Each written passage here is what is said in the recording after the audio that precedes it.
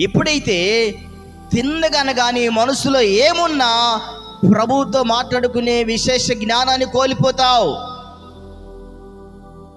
తిన్నగంటే సంపూర్ణంగా మనసు నిలుపుట. దేనికి మనసు ఇవ్వద్దు. యేసయ్య కలిగిన మనసును కలిగి నడుచుదువుగాక. ఆమేన్, హల్లెలూయా. యేసయ్య కలిగిన మనసు కలిగి నడవాలంటే ఏం చేయాలి? నీ మనసును తిన్నగా తిప్పాలి. కొంతమంది సాక్ష్యం చదువుతుంటారు, అక్కడెక్కడ వెళ్తాను పాస్టర్ గారు, వీళ్ళకి ఎంత వాక్యం చెప్పినా మారరు అంటారు. వాళ్ళు ఏమంటారు? ఇంట్రండి వీళ్ళు అంతే అంటారు. ఆయనకి ఎంత ఆస్తికొస్తే మాట అంటాడు. స్తోత్రం చెప్పండి. అవునా కదమ్మా? హల్లెలూయా. ఏ విధంగా చూసినా కూడా విశ్వాస యాత్రలో ముందుకు సాగే విధానం కనపడదు.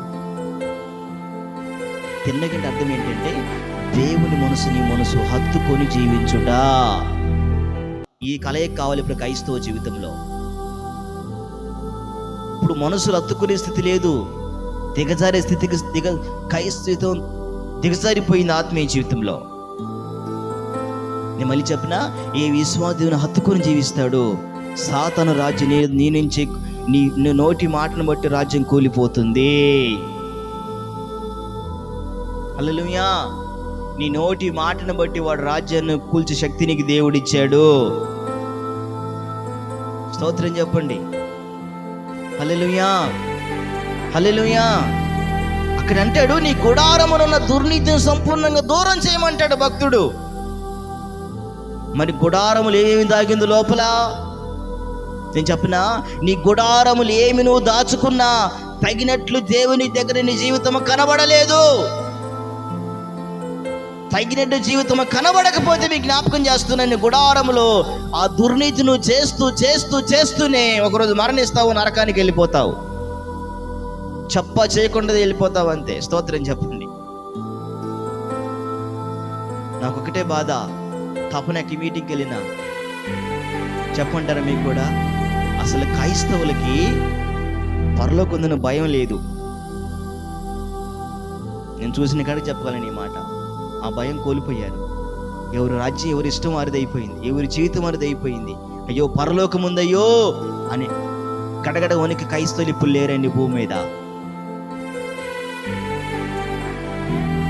అందుకే ప్రతి తప్పిదాన్ని చేస్తున్నాడు, ప్రభు క్షమిస్తాడని చెబుతున్నాడు. దానికి లెక్క మీరు అప్పు చెప్పుకుంటారు, మీ ఇష్టం. స్తోత్రం చెప్పండి. హల్లెలూయా, హల్లెలూయా. నేను చెప్పి, నీ గుడారములో ఏ దుర్నీతి దాగి ఉన్నా తగినట్లు దేవుని కొరకు నీ జీవితం నిలబడలేదు. నీ ఆత్మ అందుకే దేవునికి దూరంగా వెళ్తుంది. నువ్వు దేవుని దగ్గర ముందుకు సాగాలంటే చాలా కష్టపడతావు. ముందుకు సాగాల వద్దయ్యా? ఏం పేరయ్యా నీ పేరు? నిన్నే ఏం పేరయ్యా?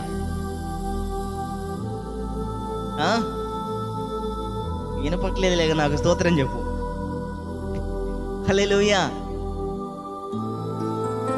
ఒక మాట చెబుతా, ముసలోళ్ళందరూ చెయ్యెత్తండి. ముసలోళ్ళందరూ వెనక ముందు అందరూ ఎత్తండి చేతులు. ముసలోళ్ళందరూ చేతులు ఎత్తాలి. అందరి గట్టిగా ముసలోళ్ళందరూ ఎత్తండి.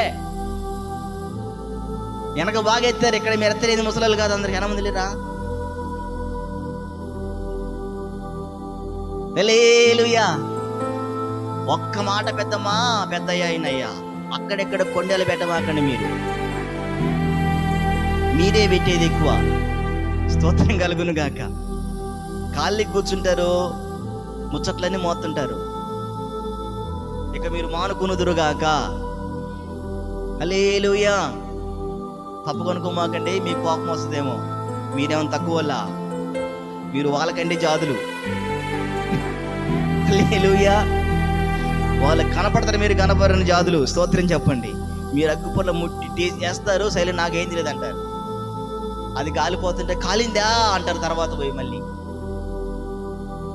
అయ్యో అట్లయిందయ్యా, అరే అన్యాయం జరిగిపోయింది కదా అంటారు. మళ్ళీ చాలా మేధావులని క్రైస్తవులు ఈ కాలం తెలుసా?